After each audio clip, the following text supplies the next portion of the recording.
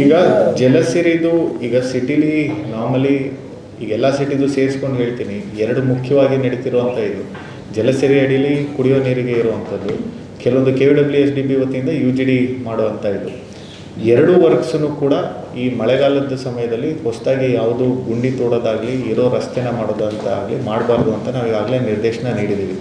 ಇವಾಗ ನಮ್ಮ ಕಾರ್ಪೊರೇಷನಲ್ಲಿ ನೀವೇನು ಇದು ನೋಡ್ತಾ ಇದ್ದೀರಿ ಅದೆಲ್ಲ ಇಮಿಡಿಯೇಟಾಗಿ ಮಾಡಿ ಮುಗಿಸೋವಂಥದ್ದನ್ನು ಮಾತ್ರ ಅವ್ರು ತೊಗೊಂಡಿದ್ದಾರೆ. ಈಗ ನಮ್ಮ ಬಂಡ್ ಸರ್ಕಲ್ ಹತ್ರ ಕೆಲವೊಂದು ಮಾಡಿದ್ದಾರೆ, ಆ ಕಡೆ ಮುಂದೆ ಇರೋದ್ರೆ ಯಾವುದು ನಮ್ಮ ಅಂಬೇಡ್ಕರ್ ಸರ್ಕಲ್ ಹತ್ರನೂ ಇವಾಗ ತೊಗೋಬೇಕು ಇದು ಅಂಥೇಳಿ. ಸೊ ಅಂಥವ್ರದ್ದು ಇದನ್ನೆಲ್ಲದನ್ನು ಕೂಡ ನಾವಿವಾಗ ಬಂದ್ ಮಾಡಿಸಿದ್ದೀವಿ.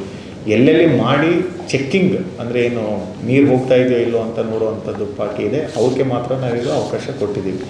ಮುಂದಿನ 2.5 ತಿಂಗಳು ಯಾವುದೇ ಹೊಸದಾಗಿ ಇದು ಮಾಡುವಂಥದ್ದನ್ನು ನಾವು ಅವಕಾಶ ಕೊಟ್ಟಿಲ್ಲ. ಯಾಕಂದರೆ ಭಾಳ ರಾಡಿ ಆಗುತ್ತೆ, ಮಣ್ಣು ಜಾಸ್ತಿ ಬರುತ್ತೆ, ಹೋಗೋರಿಗೆ ತೊಂದರೆ ಇದಾಗುತ್ತೆ.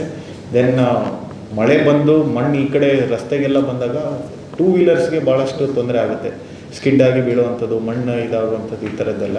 ಸೊ ಅದಕ್ಕೇ ಅದನ್ನು ನಾವು ಕಂಪ್ಲೀಟಾಗಿ ನಿಲ್ಲಿಸಿ ಅಂತ ನಾವು ಆಗಲೇ ನಿರ್ದೇಶನ ನೀಡಿದ್ದೀವಿ.